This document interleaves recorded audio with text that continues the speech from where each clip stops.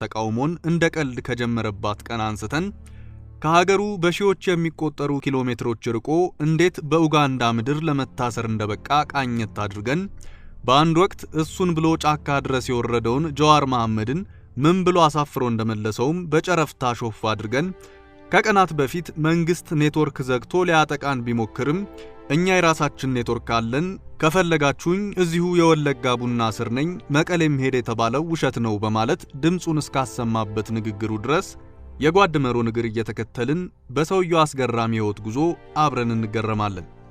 የአዲስ አበባ ዩኒቨርሲቲ በ1996 ማኔጅመንት አስተምራቸዋለሁ ያላቸውን ፍሬሽ ተማሪዎች እየመዘገበ ሲያስገባ ከዓመታት በኋላ የራሱ ጦር የሚኖረው ሀገር ስሙን እንደ ሰላምታ የሚቀባበለው የአማጽያን መሪ ከተማሪዎቹ መካከል ለምዝገባ መሰለፉን በጭራሽ አልገመተም። በዛው በአዲስ አበባ ዩኒቨርሲቲ በዛው በ1996 ዓመተ ምህረት የዛሬው ጃልመሮ ለመጀመሪያ ጊዜ ተቃውሞ ሰልፍ ሲወጣ ገና የመጀመሪያ ዓመት ተማሪ ነበር።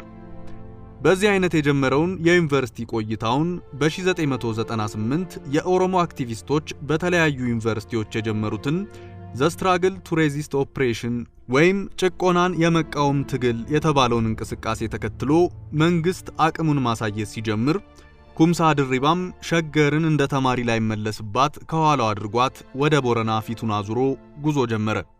ታዲያ ተማሪ ምን ቢጨካከን ከቡጢ በላይ የማይሰነዛዘርበትን የዩኒቨርሲቲ ህይወት ቻው ብሎ የወጣው ኩምሳ ወደዚህ ወደዛ ሳይል ወደ ውትድርናን የገባበት ሰራዊት ደግሞ ኦኤልኤ ኦሮሞ ሊበሬሽን አርሚ የሚል ስያሜ ለራሱ የሰጠውን የኦሮሞ ነጻነት ጦር ነበር። ያኔው አፍላ ወጣት ኩምሳ ብዙም ሳይቆይ መልሶ የአዲስ አበባን መሬት ይረግጣል። ግን ይሄኛው ኩምሳ ያኔ ከዩኒቨርሲቲ ሲወጣ የነበረው ኩምሳ አልነበረም። ይሄኛው ኩምሳ በስም ብቻ ያውቃት የነበረችውን ውጊያን አሁን ልምምድ ተብላ በመልክ ያውቃታል። ጣቶቹ የጠመንጃን ቃታ ተዋውቀዋል። እጅ ለእጅም ብትገጥመው እንዴት ጉልበት ሳያባክን እንደሚዘርር ተምሯል። ወደ አዲስ አበባ ከተመለሰ በኋላ ቄሮ ቢሊሱማ ኦሮሚያ በሚል ድብቅ ስም የሚታወቁ አክቲቪስቶችን ተቀላቀለ።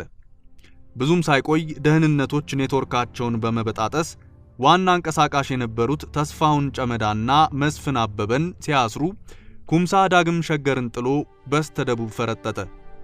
አሁን ግን እንደ ቀድሞ በአገሩ አፍ ቢጠይቅ ምላሽ ወደሚያገኝበት ቦታ አልነበረም የሸሸው።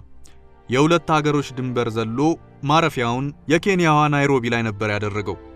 በዛ ባዕድ ሀገር ግን ብዙም ሳይቆይ